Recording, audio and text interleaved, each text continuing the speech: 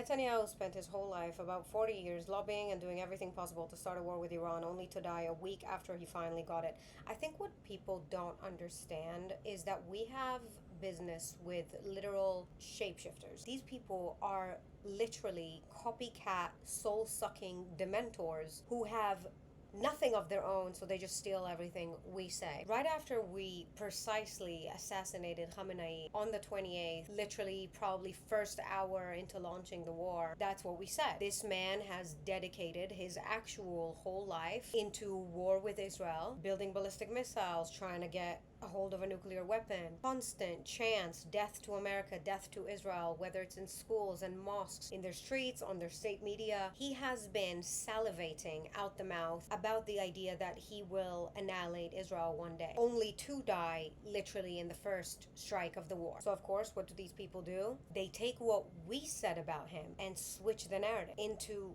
Netanyahu. Is Netanyahu dead? No. Will that stop this dumbass from posting about it? No. 1.4 million views just on that tweet. They have no originality, no personality. They're fucking stupid. And so they have to copy what we say. Now, this is not the only place they do this in, right? They do this in every aspect of the conflict, including our history. The exile and the displacement and the survival and fighting for your life. That is fully connected to the Jewish experience. The thing is, we don't actually victimize ourselves. We've been through all that and we've moved on. We've built something from ourselves. We don't sit down and cry all day because we know that if we did let our guard down, nobody is going to stand behind us and grab us when we fall. So we learned and we grew from our history and we've made something of ourselves and we live in the present. And then you have these people who have stolen our history, stolen what we've been through, stolen our identity. And of course, in the Western world where the Victim Olympics is always at its peak, that narrative is going to work not only because of the Victim Olympics. Future me jumping in here real quick. Is it here? זה במודיעין? זה פה? כן, זה פה?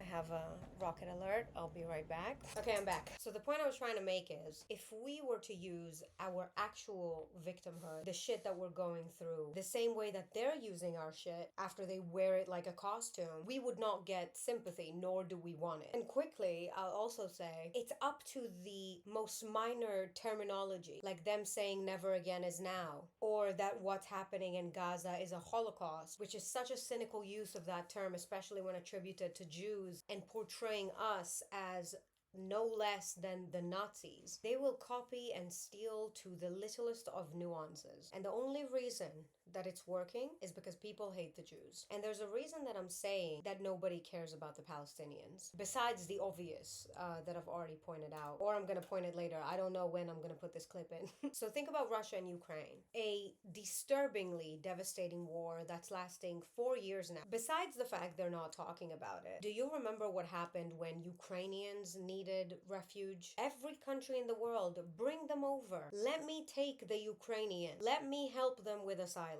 But the Palestinians, not a single country wanted to take them as refugees, even temporarily, even just the women and children. Even Egypt, which share a border with them. The border, by the way, 3 or 4 layers long. They didn't take a single Palestinian refugee. I believe Malaysia at one point took Palestinian refugees and they fucked up their shit. Completely trashed the hotel, acted like wild animals. But the point is that the Arab countries know something that the West doesn't. But they will continue being hypocrites, and they will continue to talk against Israel, and they will continue to say free Palestine, even though they know exactly what lies in Gaza, and they know exactly why they won't take a single refugee. Again, even temporarily. They know exactly what Israel knows, and that's why they're not doing it. Because they're not stupid. But who is stupid is those Western leaders. I don't know if it's naivety. I don't know if they're oblivious. I don't know if they just don't care, or genuinely they're just stupid. They're too stupid to understand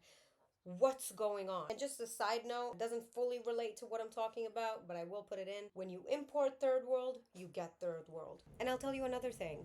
Nobody actually gives a fuck about the Palestinians. Nobody in the West, maybe some gullible people that fell for the cause, and nobody in the Middle East, not a single Arab country gives a fuck about these people. The only reason they are in the headlines or getting this much attention is because their enemy is the Jews. And as long as you can demonize the Jews and portray them as the aggressors, you're gonna be on the headlines. You know when Palestinians are not on the headlines? When they're killed by other Palestinians. When Hamas executes them in the streets. When ballistic missiles from the IRGC kill them. 4 Palestinian women were killed last night in a village next to Hebron in the West Bank from a debris of a ballistic missile that's been intercepted. And you're not going to see headlines about that because nobody gives a fuck about them. الإصابات يا عمي في إصابات وفي شو وقع الصاروخ في موقع صالون للنسوان. الصاروخ وقع في بيت عليه إصابات.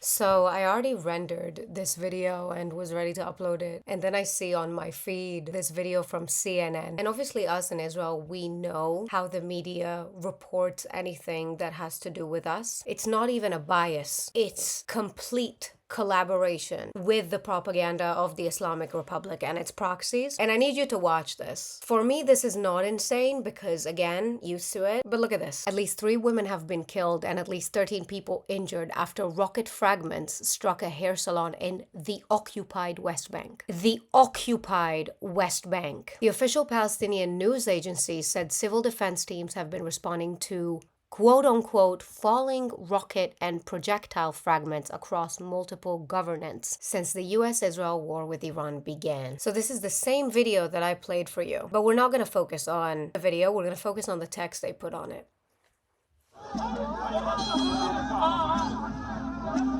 Rocket debris kills 3 women at West Bank hair salon.